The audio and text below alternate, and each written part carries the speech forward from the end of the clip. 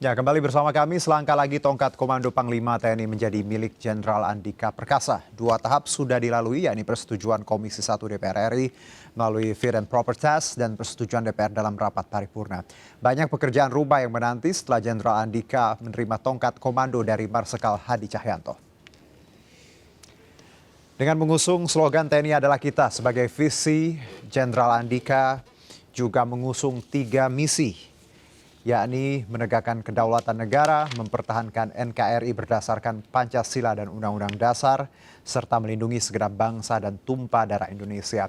Banyak pekerjaan rumah yang harus diselesaikan Andika setelah tongkat komando diserahkan oleh Marsikal Hadi Cahyanto, seperti meningkatkan sumber daya manusia, kesejahteraan prajurit, profesionalitas prajurit, dan kapasitas prajurit.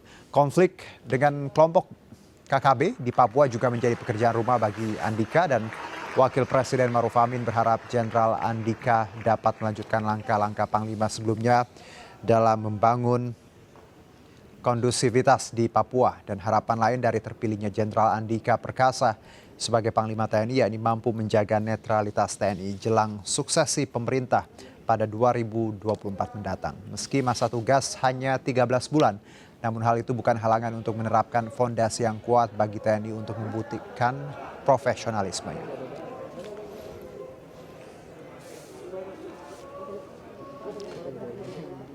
Dan untuk membahas sudah bergabung bersama kami di studio Abdul Hakim, redaktur pelaksana Koran Sindo. Selamat sore Mas Abdul. Selamat sore Mas Juno. Ya, terima kasih sebelumnya sudah bergabung hari ini bersama kami langsung ke studio. Kalau kita tahu headline ya yang diangkat Koran Sindo ini, menjaga marwah TNI sebagai TNI profesional.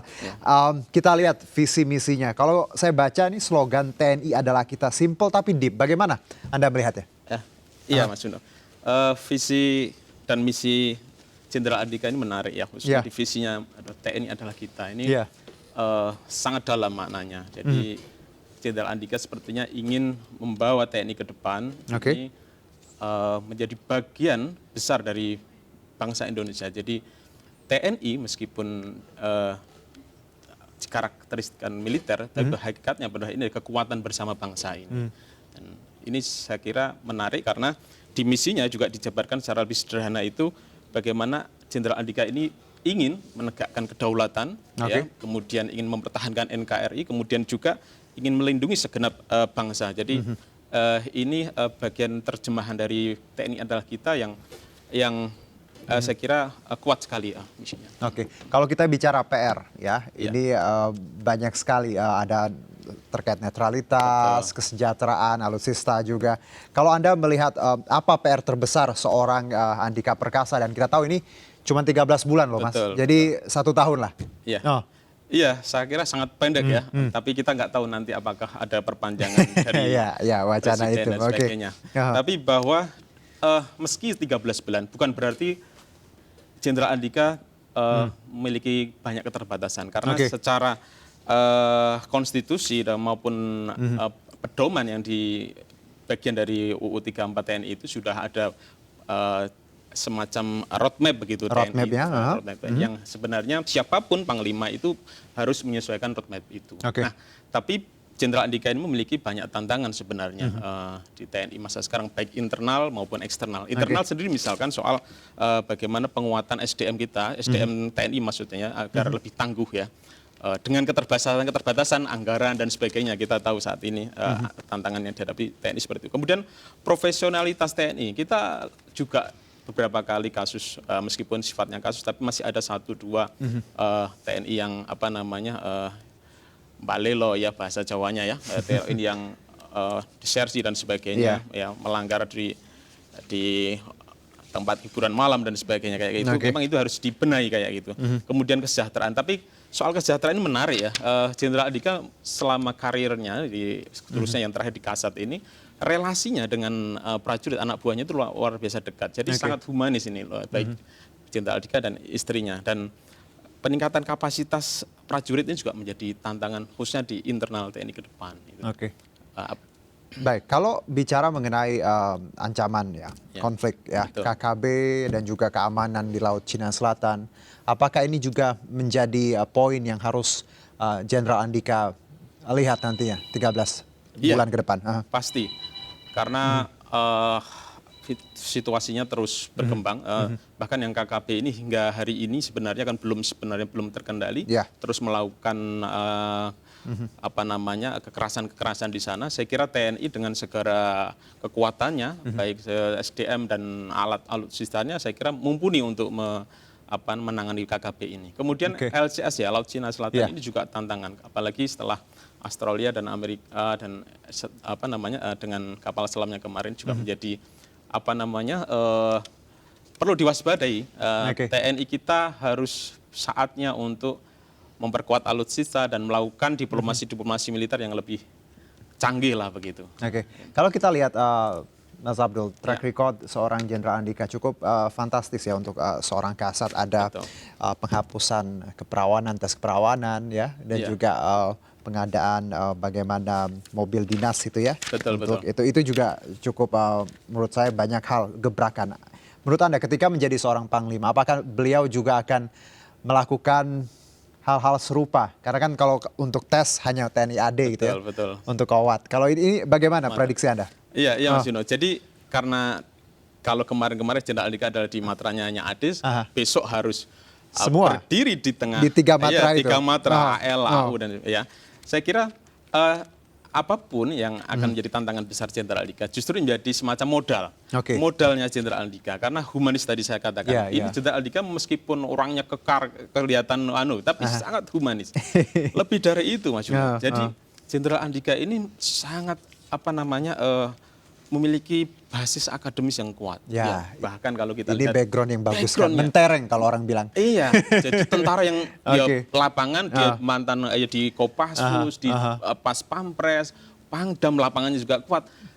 Kuliahnya, ilmunya, pengetahuannya juga mumpuni. Jadi S2-nya sampai tiga kampus ya, kemudian S3 dan S3-nya. Dan saya kira ini harus diterjemahkan kemampuan Jenderal Andika. Yang terakhir adalah saya kira Jenderal Andika ini seperti yang dikatakan tadi awal memiliki visi yang kuat, TNI adalah kita. Nah, ini tantangan Jenderal Andika itu untuk menerapkan. Jadi background yang mentereng, juga track record yang cukup bagus ya. Tadi humanis kedekatan dengan para bawahan.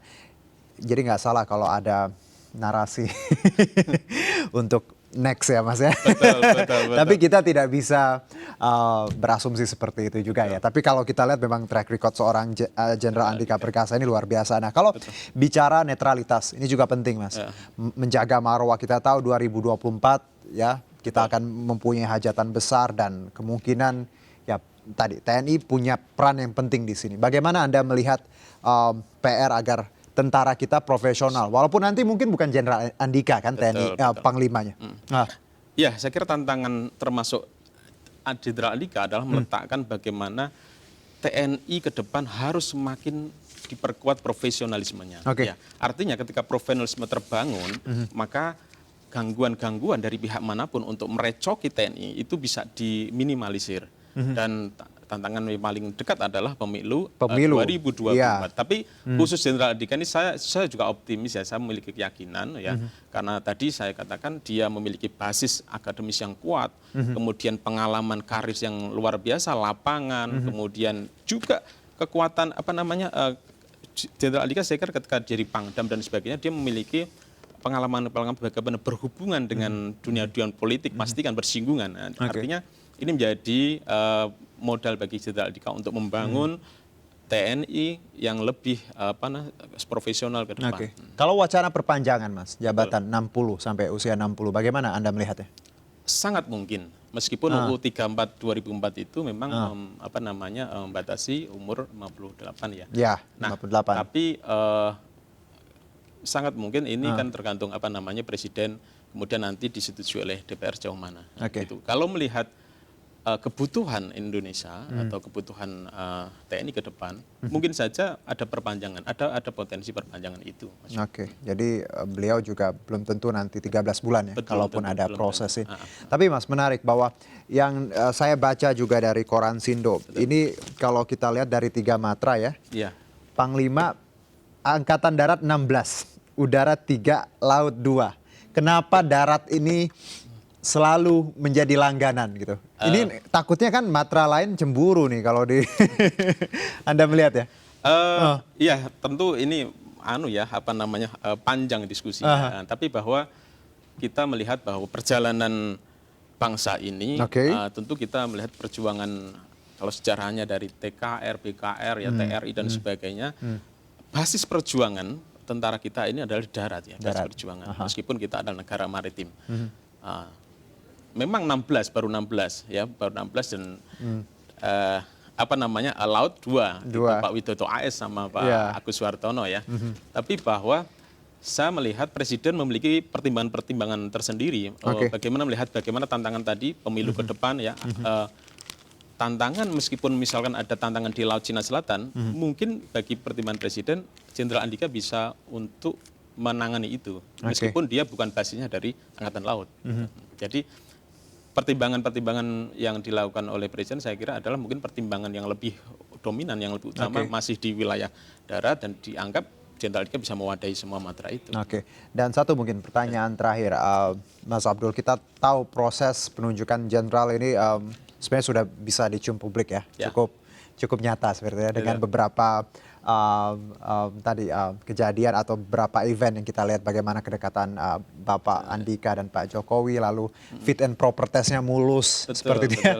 Komisi 1 nampaknya happy sekali, sampai ketuanya juga posting foto Instagram. Diserbu netizen. Anda melihat proses yang ya kita tahu ini kan hak prerogatif seorang presiden ya. Tapi Anda melihat proses ini bagaimana? Anda melihat secara keseluruhan? Saya kira Jenderal Andika dipilih karena memang memiliki banyak modal ya, kedekatan dengan, dan selama ini menjadi Pampres, kemudian Pangdam dan sebagainya. Saya kira relasi dengan Presiden Jokowi itu erat sekali. Ya, pas Pampres juga komandan. Iya, komandan. Kemudian DPR begitu merespon, mengapresiasi pemilihan dia ini. Tapi ini sebenarnya kalau saya melihat bahwa ini justru menjadi tantangan besar Jenderal Andika bagaimana menjawab. Jangan sampai ini hanya gimmick-gimmick saja atau bagus di depan tapi ternyata membeli di belakang. Nah, ini Jenderal Andika justru sebenarnya diuji justru diuji bagaimana menghadapi tantangan TNI ke depan agar lebih bagus, lebih kuat, dan lebih mempertahankan Indonesia lebih mantap lah begitu. Ya, diuji dan bukan tidak mungkin kalau ujiannya hasilnya bagus bisa jauh lebih seperti yang digadang-gadang. Betul. Tapi terlalu dini untuk kita melihat, tapi nanti kita coba semua dulu. Serba mungkin, Mas Juno. Tapi bicara kualitas memang sosok beliau luar biasa ya. Betul. Semoga TNI di bawah kepemimpinan beliau semakin jaya, laut, udara, dan tentunya darat. Terima kasih Mas Abdul Hakim, redaktur pelaksana Koran Sindo. Salam sehat. Sama-sama, Mas. Kita akan jeda terlebih dahulu, tetap bersama kami. Terima kasih Mas.